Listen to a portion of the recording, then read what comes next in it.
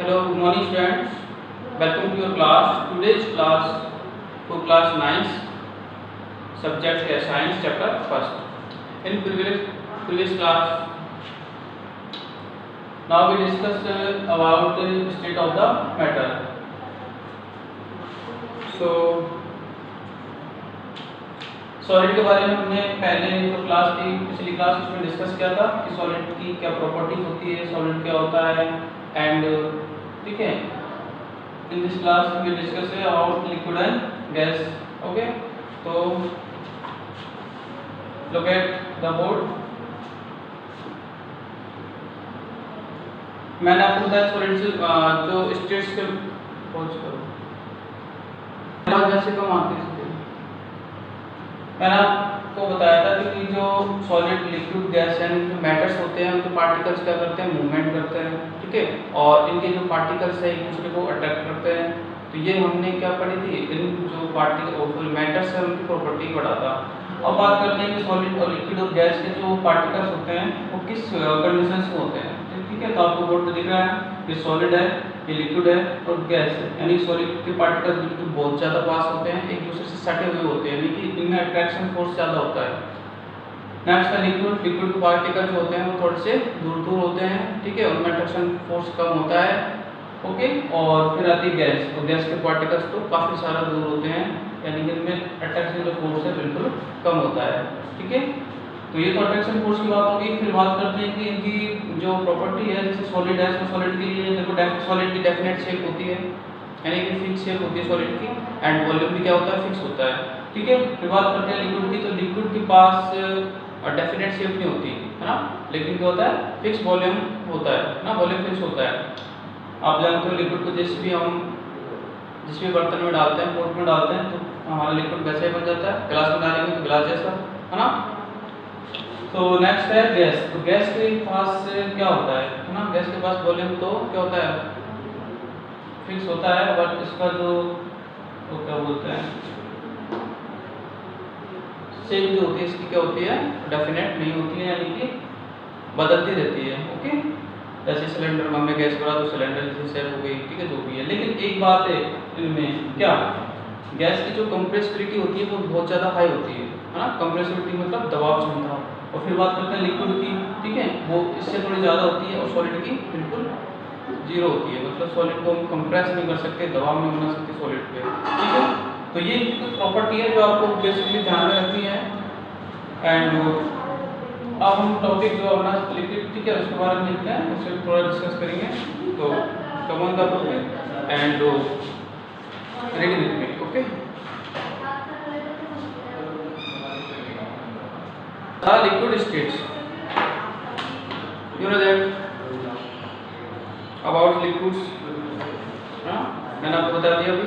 इसका जो fix volume होता है और क्या नहीं होता, शेप फिक्स नहीं होती है. ठीक है, तो they take off the shape of the container which is they are keep, यानी जिनको हम जिस कंटेनर में रखेंगे वो उनकी शेप को ले लेता है. Liquids flow and change shape, so they are not rigid but can be called fluid. Solid and liquids can diffuse into liquids. The gases from the atmosphere diffuse and dissolve in water. यानी solid और liquid होते हैं वो liquid में diffuse हो जाते हैं, मतलब लिक्विड में फैल जाते हैं. ओके, और जो एटमॉस्फेयर की जो गैस होती है वो डिफ्यूज हो जाती है और डिसॉल्व इन वाटर, यानी पानी में घुल जाते हैं. आपको पता है ना कैसे.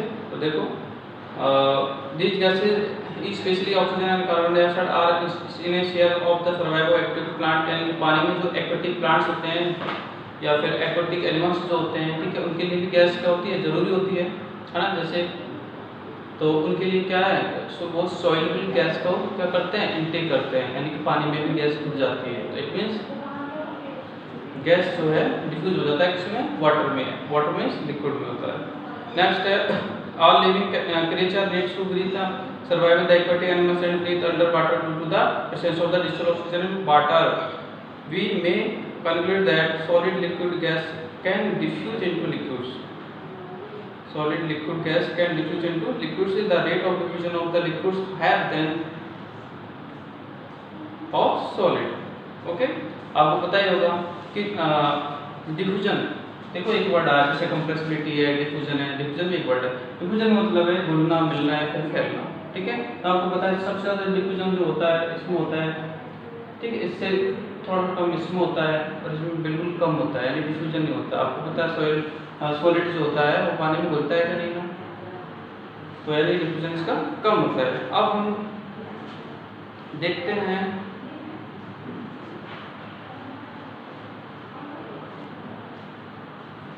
नेक्स्ट जो पॉइंट है द गैसेस स्टेज। ओके,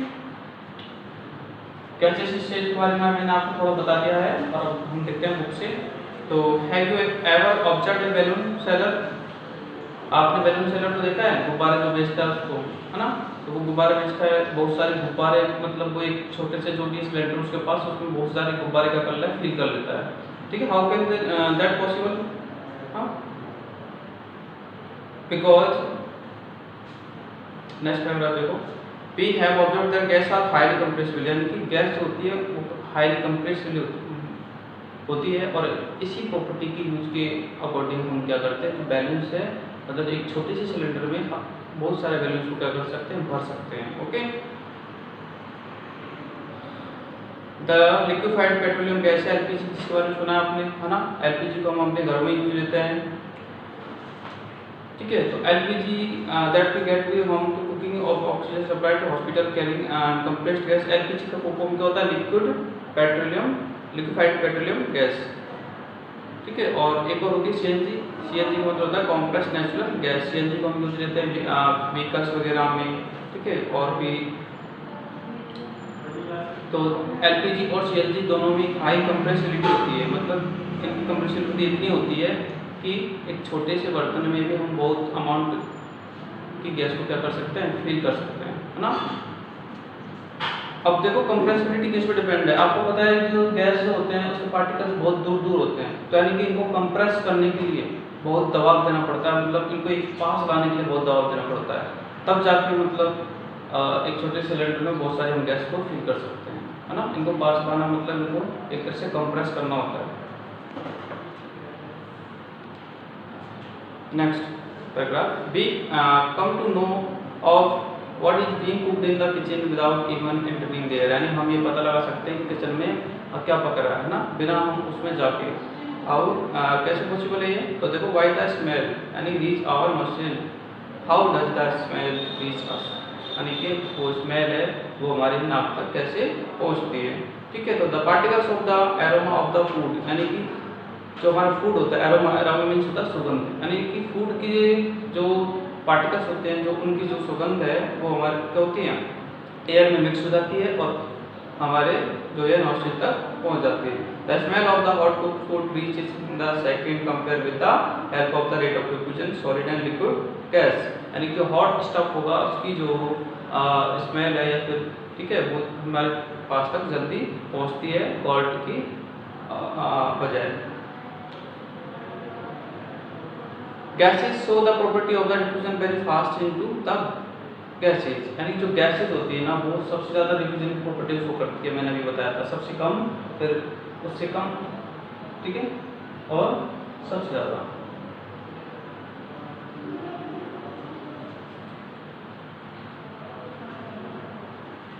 ठीक है, सपोज करें बैलून्स है, इनको बैलून समझेंगे हम, ठीक है। तो आपको पता है कि बैलून्स सेम टाइप के बैलून्स हैं, अगर हम इसमें कुछ गैस फिल करेंगे तो गैस क्या होगी, इस बैलून्स की जो बॉल होगी उस पर क्या दबाव बनाएंगे, है ना, क्योंकि ये के जो पार्टिकल्स होते हैं ना वो पास नहीं रह सकते, वो दूर रहना चाहते हैं, ठीक है। तो एक दूसरे पर दबाव बनाएंगे, इसलिए क्या कि जो बैलून बड़ा हो जाता है, और जो लिक्विड है वो भी लिक्विड के पार्टिकल्स पे एक दूसरे पर दबाव बनाते हैं, बट ये क्या है, इनसे कम बनाते हैं। और सॉलिड के पार्टिकल्स दबाव बिल्कुल नहीं बनाते, ये जहाँ पे भी हैं वो वही रहते हैं, इसलिए ये क्या है, एक सॉलिड स्टेट होती है। नेक्स्ट पेज, तो हमने तीनों जो हमारे मैटर्स की जो स्टेट्स होती है इनके बारे में कहते हैं डिस्कस किया है। नाउ हम देखते हैं कि we how can matter changes states, क्या मैटर अपनी जो स्टेट्स है वो चेंज करता है? तो बिल्कुल श्योर करता है। आपने देखा होगा बर्फ है ना, आइस, तो आइस जो होता है वो तीनों स्टेट्स में मिलता है ना। आइस को आप रूम टेम्परेचर पर रखोगे तो पानी बन जाएगा, यानी कि सॉलिड से लिक्विड हो गया, और उस पानी को आप बहुत ज़्यादा गर्म कर दोगे तो क्या हो जाएगा, एवोपरेशन हो जाएगा, यानी कि फिर लिक्विड से कहाँ हो गया, गैस हो गया। ठीक है, तो बिल्कुल चेंज कर सकते हैं। तो देखते हैं what happen inside the matter during this change of state, what happens in the particles of the matter during the change of the states, how does the change of the state can take place, we need answer to this question। यानी कि जब किसी भी matter के किसी भी state के particles other state में जाते हैं तो क्या होता है ना, हमें इनके बारे में देखना है, क्या उनकी शेप चेंज होती है, क्या उनकी वॉल्यूम में कोई डिफरेंस होता है। ठीक है, तो देखते हैं on increasing the temperature of solid. ठीक है, आपको पता है सॉलिड का टेम्परेचर इंक्रीज करेंगे, ठीक है, तो the kinetic energy of the particles increase, है ना। टेम्परेचर इंक्रीज करने का मतलब है काइनेटिक एनर्जी को इंक्रीज करना। ठीक है, क्योंकि काइनेटिक जो एनर्जी होती है वो मूवमेंट पे डिपेंड होती है ना। और एक वो होती है पोटेंशियल एनर्जी। पोटेंशियल एनर्जी जो होती है वो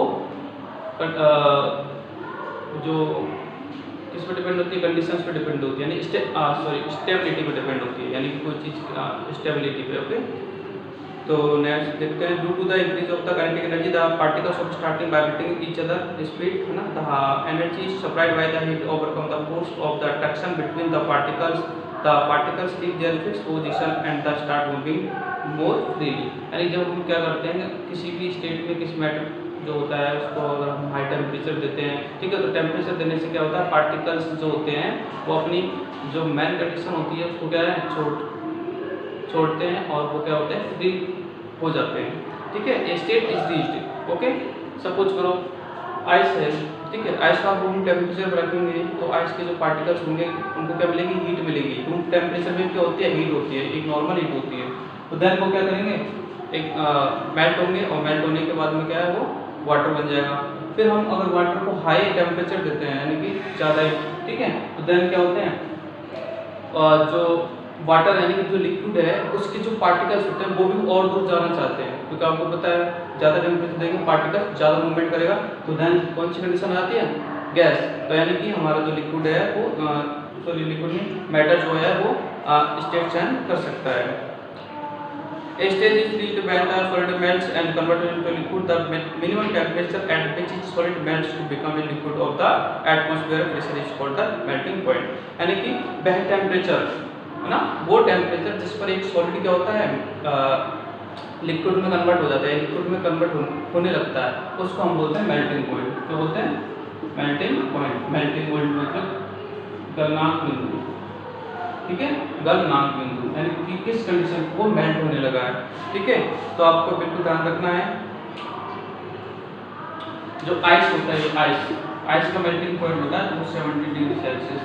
ठीक है, 273.15 केल्विन होता है। ठीक है, या इसका क्या मेल्टिंग पॉइंट होता नहीं है, आइस को इतने टेम्परेचर पर देखेंगे तो वो क्या वाटर बन जाएगा। Okay, the process of the melting that is change of the solid state, liquid state and the laws of the fusion. Okay, when a solid melts its temperature remains the same, and so where does the heat energy go? You must have observed during the experiment of the melting that the temperature of system does not change after the melting point is the reached till all the ice melts। ठीक है, यानी जितनी भी जो ice होती है सभी melt होती हैं बिकॉज रूम टेम्परेचर पे ठीक है, उनके जो पार्टिकल्स होते हैं वो मूवमेंट करने लगते हैं। Happens even though the continue to heat to beaker that is the continue to supply heat, that this heat gets used up in change.